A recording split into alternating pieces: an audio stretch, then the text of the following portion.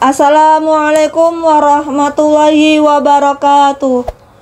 Bismillahirrahmanirrahim. Alhamdulillahirabbil alamin.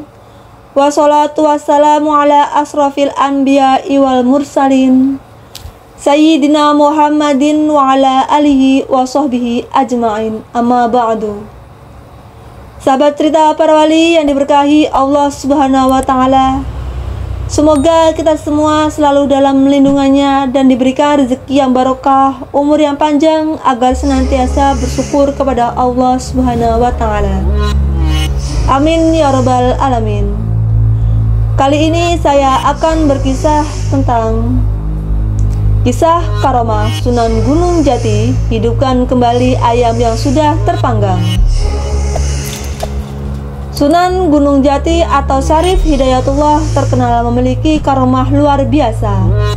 Selain selalu lolos dari upaya pembunuhan di wilayah Pajajaran, Sunan Gunung Jati juga pernah menghidupkan kembali ayam yang sudah terpanggang.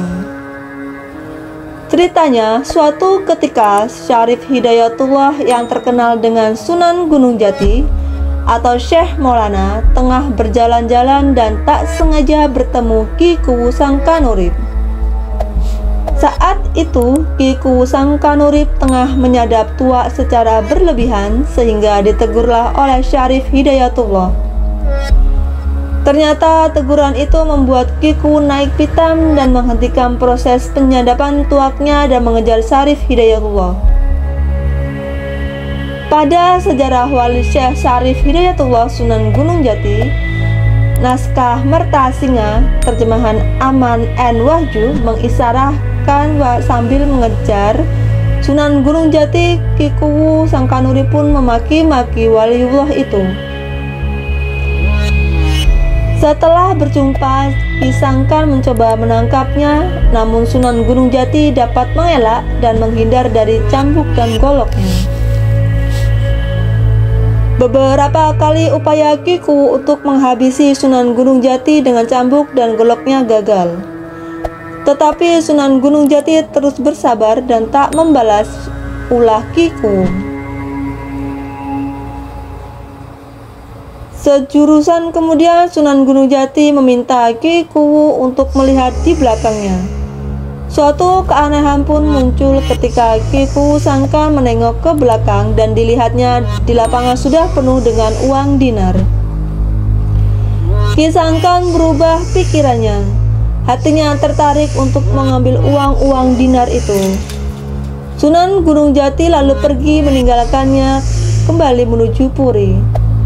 Uang dinar itu awalnya tak ada, tetapi ketika Sunan Gunung Jati dikejar Ki Kuwu, tiba-tiba uang itu muncul.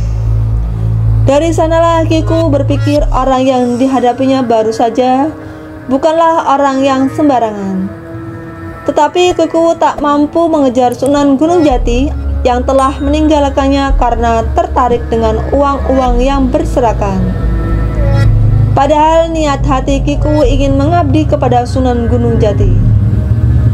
Sunan Gunung Jati yang sudah mengetahui isi hati Ki Sangkan yang akan mengabdi itu sengaja berjalan-jalan lagi. Ia pun berjumpa kembali dengan Ki Kuwu Sangkanurip. Lalu Syarif Hidayatullah menyapa dan mereka saling memberi hormat.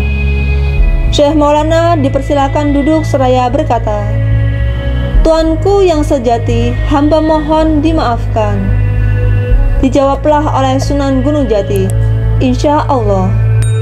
Kemudian Ki Sangkan menjamunya dengan panggang induk ayam yang tengah mengeram, yang menurut Ki Sangkan rasanya akan gurih sekali. Syekh Maulana berkata, "Mengapakah kakek lakukan semua itu?" Induk ayam tengah mengeram. Kakek sembelih tanpa belas kasihan. Kemudian ayam di atas panggangan itu dijampi oleh Sunan Gunung Jati. Tiba-tiba ayam itu hidup kembali dan lari berkeok-keok dari panggangan. Ki Sangkan segera sadar bahwa itulah berkahnya Syekh Maulana yang sudah masyhur di Gunung Jati sebagai wali mulia yang dikasihi oleh Tuhan Maha Kuasa. Setelah itu Sunan Gunung Jati pun pulang kembali ke Sela Cendana yang terletak di sebelah barat Puri, yang pada waktu itu belum dibangun ke arah selatannya. Sementara Ki Cangkau Urip akhirnya mengaku karomah Sunan Gunung Jati dan tunduk dengan mengikuti ajaran Islam. Wallahu a'lam bishawab. Wassalamualaikum warahmatullahi wabarakatuh.